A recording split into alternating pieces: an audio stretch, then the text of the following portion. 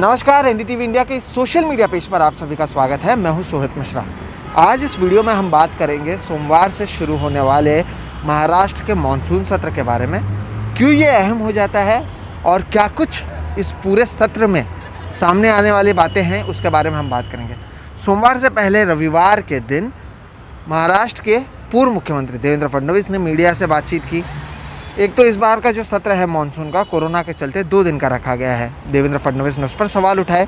देवेंद्र फडणवीस का कहना है कि 2 दिनों में आखिर कैसे सारी चीज़ें, क्योंकि कई सारी चीज़ें होती हैं, कई सारी बातें होती हैं जो करना होता है, वो 2 दिनों में किस तरह से करेंगे। कई सवाल हैं जो हमें पूछने हैं, वो 2 दिनों में हम किस तरह से पूछेंगे। तो कहीं ना कहीं सरकार सवालों से डर रही है और इसलिए क्या 2 दिनों के लिए इसे रखा गया है, ये सवाल उन्होंने पूछा। उनका ये भी कहना है कि जब सब कुछ खुल रहा है तो फिर विधान भवन में क्यों आखिर आप 2 दिन का सत्र रख रहे हैं, विधानसभा की बात करें या विधान परिषद की बात करें। देखिए, पिछले सत्र में हुआ क्या, अब आपको समझना पड़ेगा कि इससे पहले वाला जो सत्र था वो काफ़ी हंगामेदार था। उसी समय शिवसेना के एक मंत्री संजय राठौड़ को इस्तीफा देना पड़ा था। उसी समय मनसुख हिरेन, आपको याद होगा जो पूरा सचिन वाजे का मामला है जिसमें मनसुख हिरेन जी की गाड़ी चोरी हुई थी, बाद में उनका शव मिला था, जिसके बाद कई सारे सवाल उठे थे। तब भी सचिन वाजे को लेकर सवाल उठे थे। हर तरफ से आप कहीं ना कहीं समझ सकते हैं कि जो महाराष्ट्र की महाविकास आघाड़ी सरकार है वो घिर गई थी। बीजेपी ने, आप कह सकते हैं कि जो विपक्ष का काम होता है वो बखूबी निभाया था और सरकार को कई तरह से विपक्ष ने घेर लिया था। और बीजेपी इसे भी एक वजह मान रही है कि क्योंकि पिछली बार 8 दिन की पूरी, आप कह सकते हैं कि कार्यकाल था, 8 दिनों का पूरा सत्र था। पिछला सत्र इससे पहले वाला मार्च में जो हुआ था उसमें क्योंकि सरकार घिर गई थी, उसके वजह से भी क्या सरकार इस बार केवल 2 दिनों का ही सत्र रख रही है। तो ऐसे कई सारे सवाल हैं। अब आप देखिए कि ये हो कब रहा है। सोमवार से इसकी शुरुआत हो रही है। सोमवार को ही महाराष्ट्र के पूर्व गृह मंत्री अनिल देशमुख को ईडी ने अपने दफ्तर में बुलाया है। मंगलवार को दूसरा दिन और आखिरी दिन है इस पूरे सत्र का। दूसरे दिन अनिल देशमुख के बेटे को बुलाया गया है ईडी के दफ्तर में। तो दोनों दिन हंगामेदार होने की उम्मीद जताई जा रही है। अनिल देशमुख के पीए और पर्सनल सेक्रेटरी को पहले ही गिरफ्तार किया गया है।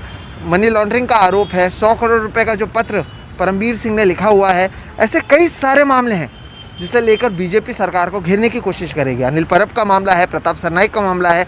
इनके खिलाफ भी केंद्रीय जांच एजेंसियों की ओर से लगातार दबाव उनके ऊपर बनना जा रहा है, उनसे पूछताछ की जा रही है। तो इस सब के बीच में जो मराठा आरक्षण का मुद्दा हो या ओबीसी आरक्षण का मुद्दा हो, ऐसे कई मुद्दे हैं और इनमें से 2 दिनों में क्या कुछ होता है ये देखना काफ़ी अहम होगा। आमतौर पर रविवार के समय हम जल्दी इससे पहले आपको व्लॉग करने वाले थे, लेकिन होता यह है कि पहले विपक्ष के नेता बात करते हैं, फिर महाराष्ट्र के मुख्यमंत्री बात करते हैं। आमतौर पर हमेशा यही होता है कि सत्र के 1 दिन पहले दोनों मीडिया से बात करते हैं, हमारे जो सवाल होते हैं वो लेते हैं। देवेंद्र फडणवीस ने ज़रूर बात किया, लेकिन उद्धव ठाकरे या जो महाराष्ट्र की कैबिनेट है उनकी बैठक देर रात तक चल रही है। आमतौर पर 7 साढ़े 7 बजे मुख्यमंत्री बात करते हैं, लेकिन जब हम इसे रिकॉर्ड कर रहे हैं रात के 8:30 9 बज रहे हैं, तब भी उनकी जो कैबिनेट की बैठक है वो जारी है। तो आप सोचिए कि वो भी कोशिश कर रहे हैं उनकी ओर से कि किस तरह से इस पूरे सत्र को चलाया जाए, किस तरह से पिछले बार जैसा विपक्ष को हावी होने नहीं दिया जाए। अब ये भी देखना अहम होगा कि पिछले सत्र में आपको याद होगा नाना पटोले थे, वो स्पीकर थे महाराष्ट्र विधान भवन के, विधानसभा के। नाना पटोले जब महाराष्ट्र कांग्रेस का अध्यक्ष उन्हें बनाया गया तब उन्होंने स्पीकर पद से इस्तीफा दे दिया। ये पिछले सत्र के पहले ही उन्होंने इस्तीफा दे दिया था। ना ही पिछले सत्र में स्पीकर का कोई चुनाव हुआ और इस सत्र में होता है या नहीं ये देखना अहम होगा। अब ये क्यों अहम है और इससे आप सोचिए कि महाराष्ट्र की जो राजनीति है उसके लिए ये 2 दिन क्यों अहम है। कि अगर आप सोचिए कि विधानसभा में स्पीकर के लिए चुनाव होते हैं तो एक डर जो महाविकास आघाड़ी के नेताओं को है वो ये है, क्योंकि लगातार केंद्रीय जांच एजेंसियों का दबाव है कई सारे विधायकों पर। आपको मैंने अभी अनिल देशमुख का जिक्र किया, उसके अलावा आपको पता होगा कि अजित पवार के और उनकी पत्नी के खिलाफ भी ईडी ने इंक्वायरी की शुरुआत की है। उसके अलावा शिवसेना के कई नेता हैं जिनके खिलाफ लगातार जो केंद्रीय जांच एजेंसियां हैं उनकी ओर से सुनवाई की जा रही है। तो इन लोगों पर जिन पर दबाव है, ये एक डर महाविकास आघाड़ी के नेताओं को है कि अगर वोटिंग होता है और ये लोग अगर बीजेपी को वोट दे देते हैं और बीजेपी का स्पीकर अगर बन जाता है महाराष्ट्र विधान भवन में, विधानसभा में, तो इसका मतलब ये हो जाता है कि सरकार अल्पमत में आ जाती है, सरकार माइनॉरिटी में आ जाती है और सरकार गिरने का भी डर रहता है। तो ये भी एक डर है इस सरकार के सामने।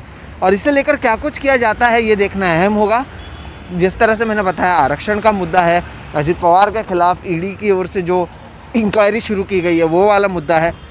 इसके अलावा आपको अनिल देशमुख जो है उनको ईडी के दफ्तर में बुलाया गया है। ऐसे कई सारी चीज़ों के बीच में आने वाले जो ये 2 दिन हैं वो काफ़ी अहम है महाराष्ट्र की राजनीति में।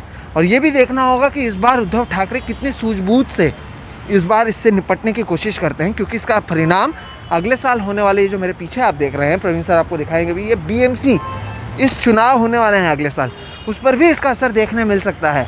25 साल से शिवसेना यहाँ पर है और शिवसेना नहीं चाहेगी कि जब वो महाराष्ट्र में सत्ता में है तब उनके हाथ से ये बीएमसी निकल जाए जो देश की सबसे अमीर महानगर पालिका है।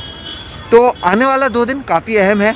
बीजेपी आक्रामक नज़र आ रही है, सरकार एक बार फिर से डिफेंसिव तौर पर यहाँ पर दिखाई दे रही है। और आगे क्या कुछ होता है, इन 2 दिनों में कितने मुद्दे उठाए जाते हैं, कितने मुद्दों पर चर्चा होती है, बीजेपी किस तरह से सरकार को घेरने की कोशिश करती है, ये देखना अहम होगा। जो मैंने आपको चुनाव का बात कहा और कहा कि सरकार भी गिर सकती है, ये सवाल हमने देवेंद्र फडणवीस से भी पूछा। उन्होंने कहा हम हमारी सारे स्ट्रैटेजी जो है वो मीडिया से शेयर नहीं करते हैं। इसका आखिर क्या मतलब समझा जाए। उसके अलावा ये भी पूछा गया कि क्योंकि प्रताप सरनाइक जो शिवसेना के विधायक हैं, उन्होंने एक पत्र लिखा था उद्धव ठाकरे को, जिसमें उन्होंने कहा था कि शिवसेना को बीजेपी के साथ रिश्ते सुधारने चाहिए। उस पर भी देवेंद्र फडणवीस ने कहा कि शिवसेना और बीजेपी दुश्मन नहीं है, वो तो हमने शिवसेना ने बीजेपी का साथ छोड़कर जिन लोगों से उनकी आइडियोलॉजी मैच नहीं करती है उनके पास चले गए, उसके वजह से हमारे बीच में नाराज़गी हुई है। तो अगर ये दुश्मन नहीं है कह रहे हैं, इसका क्या मतलब समझा जाए, आखिर देवेंद्र फडणवीस कहना क्या चाहते हैं। तो ऐसे कई सारी चीज़ें हैं और इस सब के बीच ये 2 दिन का मानसून सत्र होगा जो काफ़ी अहम होगा, जिससे ये पता चल पाएगा कि बीजेपी क्या और हावी होती है महाविकास आघाड़ी पर, या महाविकास आघाड़ी जिनके नेताओं को ईडी के सामने पेश होना है, जिनके नेताओं के खिलाफ केंद्रीय जांच एजेंसियों का आप कहना कहीं कह सकते हैं कि उनके ऊपर इंक्वायरी बैठी हुई है, उस सब के बीच भी ये 2 दिन का सत्र संभाल पाते हैं या नहीं, ये देखना काफ़ी अहम होगा। बहरहाल फ़िलहाल इस वीडियो में इतना ही। मेरा नाम है सोहित मिश्रा, कैमरे के पीछे हैं प्रवीण जी रोहित और आप देख रहे हैं एनडीटीवी इंडिया का सोशल मीडिया पेज। नमस्कार।